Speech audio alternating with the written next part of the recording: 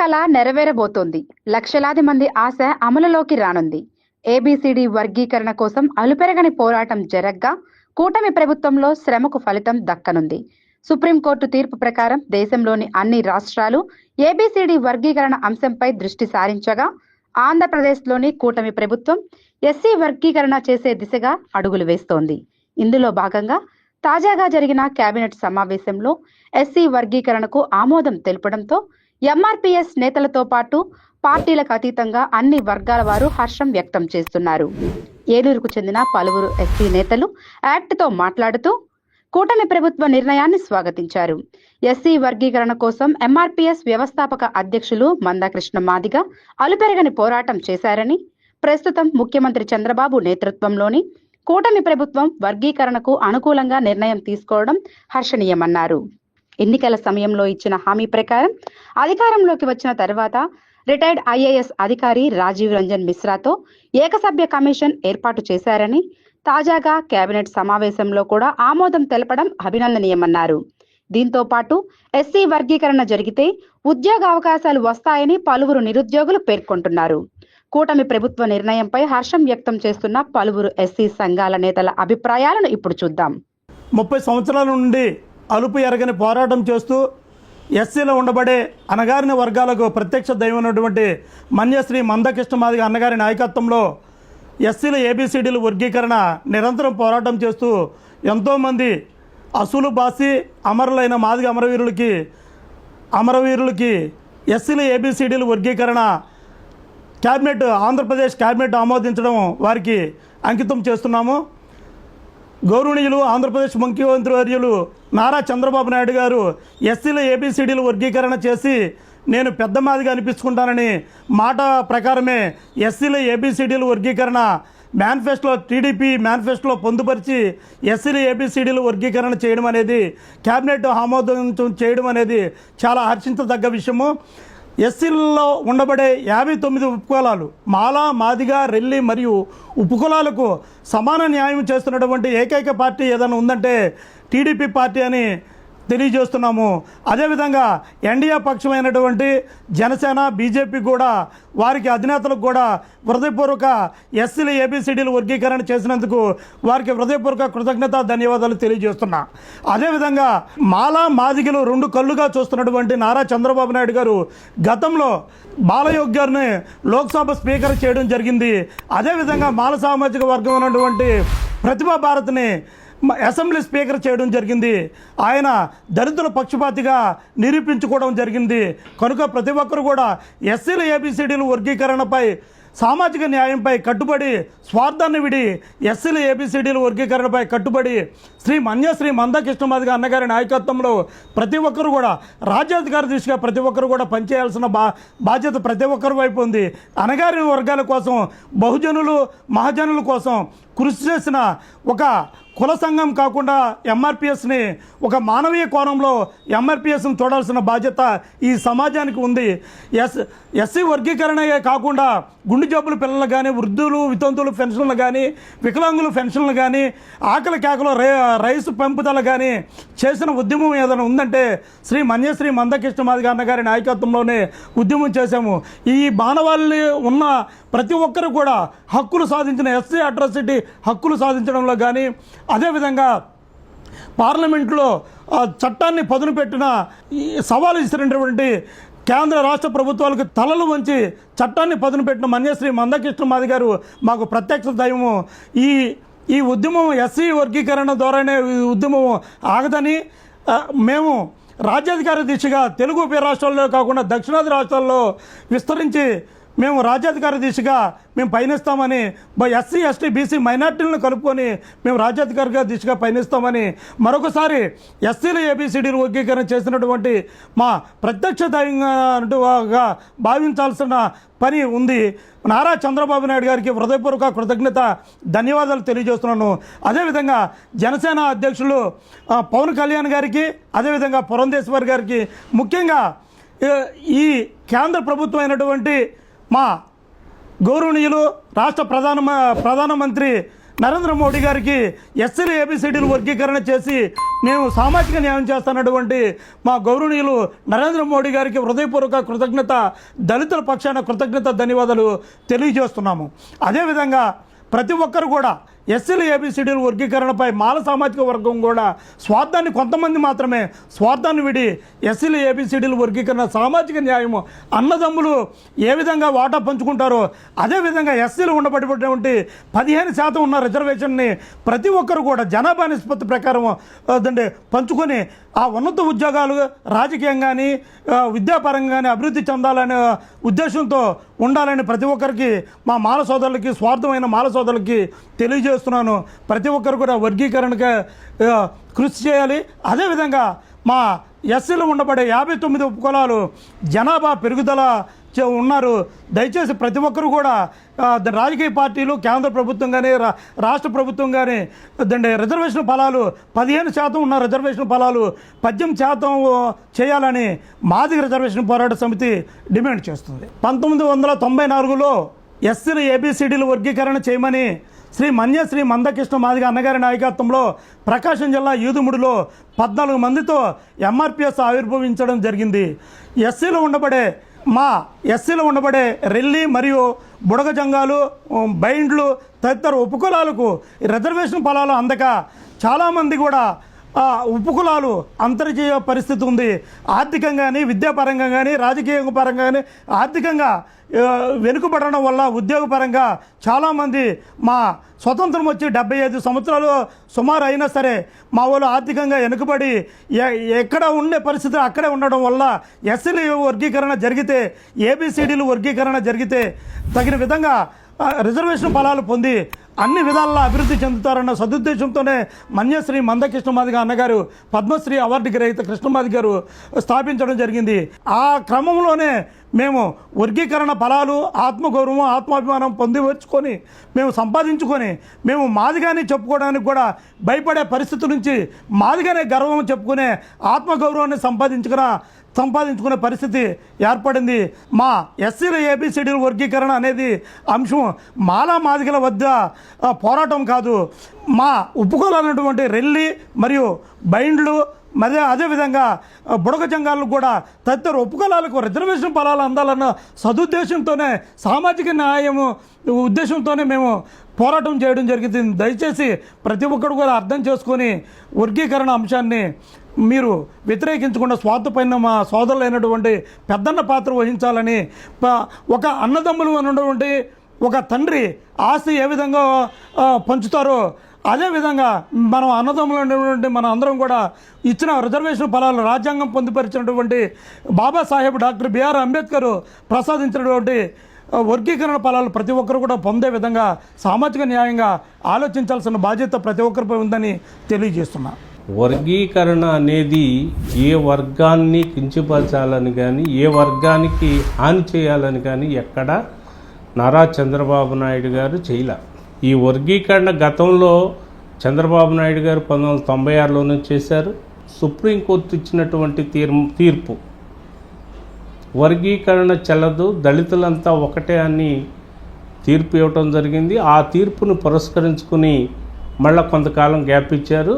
నేను వర్గీకరణ చేస్తాననే ఎజెండాతో తెలుగుదేశం పార్టీ జాతీయ అధ్యక్షులు నేటి ముఖ్యమంత్రి వర్యులు నారా చంద్రబాబు నాయుడు గారు ఎలక్షన్కి వెళ్ళటం జరిగింది.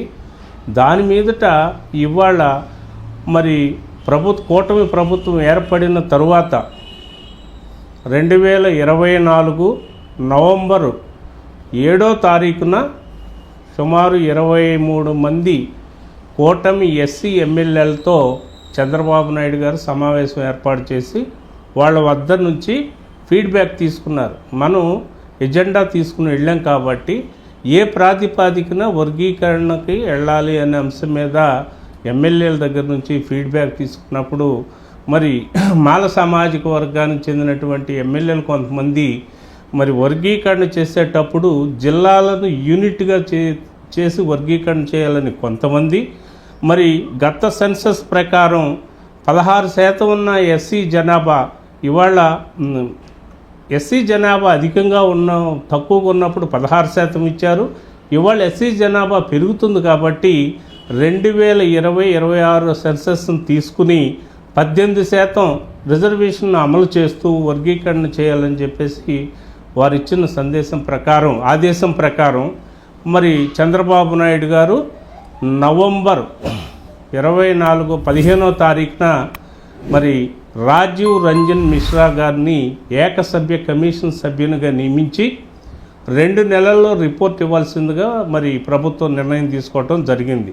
దానికి ఆయన మరి దళిత సంఘాలు, దళిత మేధావులు, దళిత ఉద్యోగ సంఘాల ఉద్యోగుల నుంచి కూడా రిపోర్ట్లు ఉమ్మడి 13 జిల్లాల నుంచి కూడా మరి మీటింగులు పెట్టి రిపోర్ట్లు తీసుకోవడం జరిగింది. అందులో కొంతమంది వ్యతిరేకించారు, కొంతమంది అనుకూలంగా నినాదాలు తీసుకున్నారు.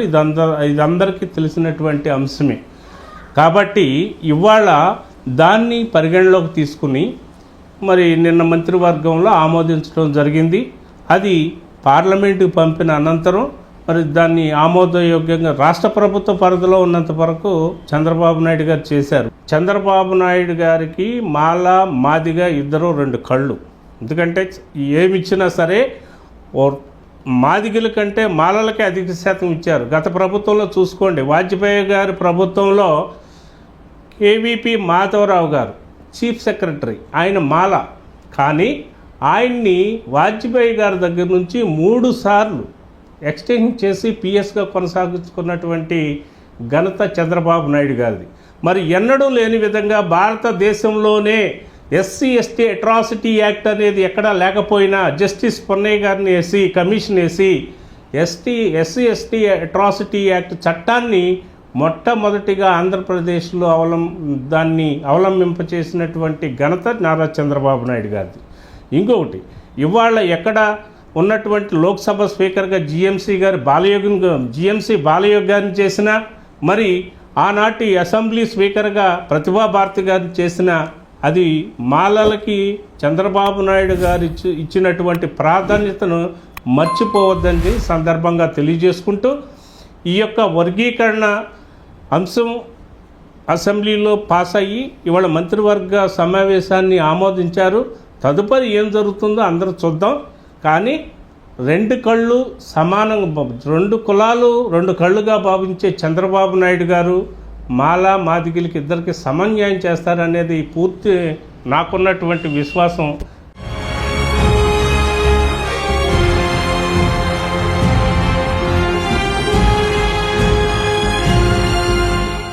భారత రాజ్యాంగ నిర్మాత డాక్టర్ బాబాసాహెబ్ అంబేద్కర్ గారు రచించినటువంటి రాజ్యాంగ భిక్ష వలన షెడ్యూల్ క్యాస్ట్ ఉన్నటువంటి 59 ఉపకులాలకి 15% రిజర్వేషన్ తెచ్చిన మహానుభావుడు, మహనీయుడు డాక్టర్ బాబాసాహెబ్ అంబేద్కర్ గారు.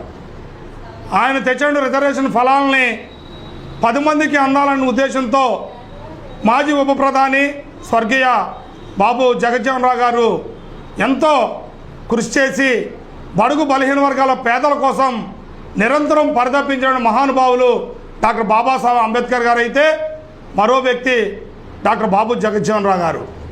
వీరి యొక్క ఆలోచన విధానం మేరకు షెడ్యూల్ క్యాస్ట్ ఉన్నటువంటి 59 ఉపకులాలకి సామాజిక న్యాయం జరగాలనే ఉద్దేశంతో మహానుభావుడు, మహనీయుడు మాన్యశ్రీ పద్మశ్రీ మందాకృష్ణమాదిగ గారు మరి 30 సంవత్సరాల సుదీర్ఘమైనటువంటి పోరాటాన్ని చేసి మాజీ రిజర్వేషన్ పోరాట సమితిని ఆవిర్భవించి షెడ్యూల్ క్యాస్ట్లో నుండి 15% రిజర్వేషన్ని 59 ఉపకులాలకి సామాజిక న్యాయం చేయాలనే ఉద్దేశంతో ఏబీసీల వర్గీకరణ అంశం మీద అలుపెరగన పోరాటం చేసిన మహనీయుడు, మహానుభావుడు మరి శ్రీ మందాకృష్ణమాదిగ గారు. ఈ పోరాటంలో చాలామంది మరి త్యాగం చేసి అసూలు బాసినటువంటి మహనీయులు ఎంతోమంది ఉన్నారు. ఈనాడు మరి భారతదేశంలో ప్రధానమంత్రి గారు మోడీ గారు వచ్చి మాదిగల యొక్క కష్టసుఖాలు తెలుసుకొని ఈ రాష్ట్రంలో మరి ఎస్సీ వర్గీకరణ అవసరం అనేటువంటి అంశం మీద తెలుగు 2 రాష్ట్రాలు తెలంగాణ, ఆంధ్రప్రదేశ్లో ఏబీసీలు వర్గీకరణ చేస్తానని ఇచ్చిన మాట నిలబెట్టుకున్న మహానుభావుడు ప్రధానమంత్రి మోడీ గారికి యావత్ మాదిగ జాతి మొత్తం శిరసు వంచి నమస్కారం తెలియజేస్తూ ఉంది. మరి ఈనాడు ఈ రాష్ట్రంలో నారా చంద్రబాబు నాయుడు గారు ఇచ్చిన మాట నిలబెట్టుకొని మాదిగల పట్ల ఆయనకున్నటువంటి చిత్తశుద్ధిని మరి ఆయన చూపించి ఈరోజు ఏబీసీల వర్గీకరణ క్యాబినెట్లో ఆమోదించడం చాలా ఆనందకర విషయం. మరి ఈనాడు ఈ ఎస్సీలో ఉన్నటువంటి 59 ఉపకులాలకి సామాజిక న్యాయం చేసినటువంటి మహానుభావుడు మహనీయుడు మరి ప్రధానమంత్రి మోడీ గారిని, ఈ రాష్ట్ర ముఖ్యమంత్రి అయినటువంటి నారా చంద్రబాబు నాయుడు గారిని, మరి ఈ యొక్క అంశం మీద అలుపెరగిన పోరాటం చేసినటువంటి మందా కృష్ణమాది గారిని యావత్ మాదిగ జాతి జీవితాంతం కూడా మర్చిపోకూడదని చెప్పి మేము తెలియజేస్తున్నాం. పార్టీలకు అతీతంగా మేమందరం కూడా హర్షం ప్రకటిస్తూ ఉన్నాం.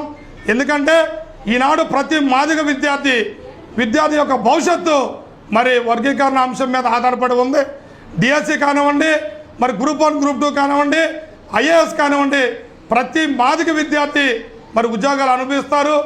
ఆనాడు చంద్రబాబు నాయుడు గారు 2 సంవత్సరాలు ఇచ్చిన ఆర్డినెన్స్ ద్వారా 2 లక్షల మంది మాదిగలు ఈ రాష్ట్రంలో డాక్టర్లుగా, ఇంజనీర్లుగా, ఐఏఎస్ ఆఫీసర్లుగా మరి ఉద్యోగాలు చేస్తున్నారంటే మరి ఆనాడు మందా కృష్ణమాది గారు, చంద్రబాబు నాయుడు గారు తీసుకొచ్చేటువంటి ఆర్డినెన్స్ ఫలితం అని చెప్పి మీ అందరూ తెలియజేస్తూ, ఈనాడు మరి కేంద్ర రాష్ట్ర ప్రభుత్వాలు ఆమోదించి పార్లమెంట్లో బిల్లు పెట్టడానికి ఎస్సీ కమిషన్కి పంపించడం చాలా హర్షించదగ్గ విషయం.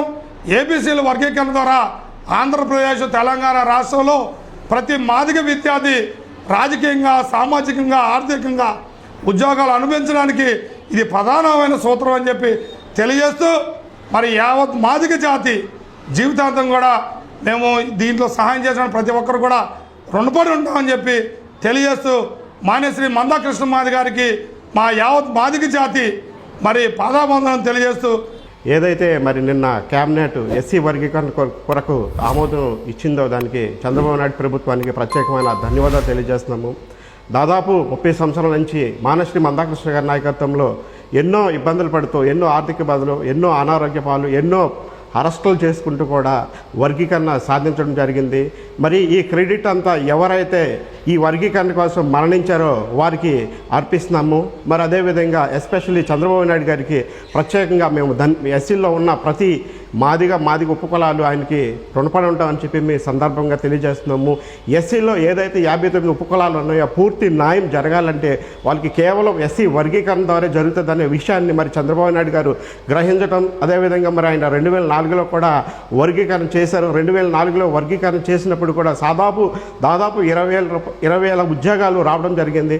మరి అదే స్ఫూర్తితో ఆయన ఇప్పుడు దాకా కట్టుబడి ఉండి, మాదిగుల పట్ల చిత్తశుద్ధితో కట్టుబడి ఉండి మళ్ళీ ఒకసారి క్యాబినెట్ ఆమోదం చేసి ఏదైతే 2011 జనాభా దామాషా ప్రకారంగా మరి కేంద్ర రాష్ట్ర ప్రభుత్వాలు మాకు వర్గీకరణ చేసినందుకు మేము ధన్యవాదాలు చేస్తున్నాం. అదేవిధంగా మరి నరేంద్ర మోదీ గారు కూడా సుప్రీంకోర్టుకి ఆయన సిఫార్సు చేసి సుప్రీంకోర్టు ద్వారా మాకు వర్గీకరణ అనుకూలంగా సుప్రీంకోర్టు ద్వారా జడ్జిమెంట్ ఇచ్చినందుకు కేంద్ర రాష్ట్ర ప్రభుత్వాలకి ధన్యవాదాలు తెలియజేసుకుంటూ, మాదిగ అమరవీరులు మరి వాళ్ళు ప్రాణత్యాగాలకి సిద్ధపడటం జరిగింది. ఏ ఉద్యమంలో కూడా ఈ దేశ చరిత్రలో చనిపోతారని చెప్పి మరి గాంధీ భవన్ దగ్గర పెట్రోల్ పోసుకొని తగలబడిన చరిత్ర ఓన్లీ ఎంఆర్పిఎస్ నాయకులకే ఉంది. అదేవిధంగా ఇప్పుడు కూడా అనారోగ్యంతో కానీ ఆర్థికంగా కానీ బాధపడుతున్నారు, ఇబ్బందులు పడుతున్నారంటే కేవలం ఒక ఎంఆర్పిఎస్ నాయకులే తప్ప ఇంకా వేరే ఎవరు కాదు. కేవలం ఎంఆర్పిఎస్ నాయకులు చేసిన స్ఫూర్తి వల్ల 59లో ఉన్న ఉపకులాలు ప్రతి ఒక్కరు కూడా న్యాయం జరుగుతుంది. అదేవిధంగా ఎస్టీలో ఉన్న 24 ఉపకులాలు కూడా మరి ప్రతి ఒక్క ఉపకులానికి ఏదైతే డాక్టర్ బిఆర్ అంబేద్కర్ గారు రాజ్యాంగాన్ని రాశారో ప్రతి ఒక్క సంక్షేమ పథకమే కానీ ప్రతి ఒక్క గవర్నమెంట్ ఫలాలే కానీ రేపటి నుంచి పొందే అవకాశం ఉంది. ఇటువంటి నాయకత్వాన్ని వహించిన మానశ్రీ మందాకృష్ణ గారికి మరి ఈ దేశం ఉన్నంత వరకు కూడా ప్రతి ఒక్క దళితుడు ఆయనకి రుణపడి ఉండాలి. అదేవిధంగా ఆయనకి పద్మశ్రీ అవార్డు ఇవ్వడం కూడా ఒక దళితుడు, ఒక మాది కులానికి చెందిన ఆయన పద్మశ్రీ ఇవ్వడం కూడా ప్రతి ఒక్క దళితుడికి గర్వకారణం. ఈ ప్రభుత్వానికే కానీ రాష్ట్ర ప్రభుత్వానికి కేంద్ర ప్రభుత్వానికి మరి ఎస్సీలో ఉన్న 59 ఉపకులాలు, ఎస్టీలో ఉన్న 24 కులాలు కూడా రుణపడి ఉంటాయని నిత్యం మేము ఈ ప్రభుత్వాలకి సపోర్ట్గా ఉంటామని చెప్పి ఈ సందర్భంగా తెలియజేస్తున్నాను. రాష్ట్ర మంత్రిమండలి సమావేశంలో ఎస్సీ వర్గీకరణ అంశం మీద ఏకసభ్య కమిషన్ శ్రీ రంజన్ మిశ్రా గారు తన యొక్క రిపోర్టును ఆమోదించినట్లుగా మరి తెలిసింది. ఈ విషయాన్ని మేము అనేకమైన వార్తాపత్రికల్లో కూడా చూసాము. మరి ఈ యొక్క సందర్భంగా ఎన్నో పోరాటాలు ఫలితంగా ఎస్సీల్లో ఉన్నటువంటి 59 ఉపకులాలకు మేలు జరగాలని, 59 ఉపకులాలు వారు జనాభాను బట్టి వారి ఆర్థిక పరిస్థితులను, వారి యొక్క విద్య, ఉద్యోగ, అదేవిధంగా వారి యొక్క పరిస్థితులను శాస్త్రీయబద్ధంగా పరిశీలన చేసి ఎస్సీ వర్గీకరణ చేపట్టాలని చెప్పేసి మేము డిసెంబర్ 27వ తేదీ 2024 సంవత్సరంలో ఏలూరు కలెక్టరేట్లో ఎస్సీ కమిషన్ ఏకసభ్య మరి కమిషన్ రంజన్ మిశ్రా గారిని కలిసి మేము మరి మా దళిత సేన తరపున కూడా మేము ఒక నివేదికను కూడా ఇవ్వటం జరిగింది, వినతి పత్రాన్ని ఇవ్వటం జరిగింది. ఈ అంశం మీద మరి రంజన్ మిశ్రా గారు అదేవిధంగా మరి ఉన్నటువంటి వారి యొక్క టీము క్షుణ్ణంగా శాస్త్రీయబద్ధంగా పరిశీలన చేసి మరి జనాభాను బట్టి మరి రెల్లి మరి వారి యొక్క ఉపకులాల వారు, మాదిగ వారి యొక్క ఉపకులాల వారు, మాల వారి యొక్క ఉపకులాల వారికి ఏ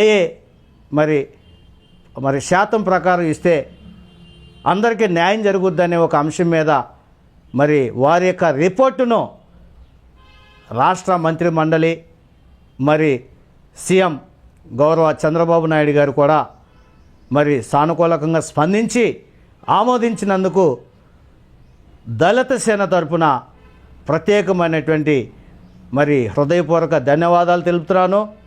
ఎందుకనగా ఈ యొక్క విషయం సుమారు 30 సంవత్సరాల నుండి ఈ ఉద్యమాన్ని ప్రారంభించింది మన మందాకృష్ణ మాదిగ గారు.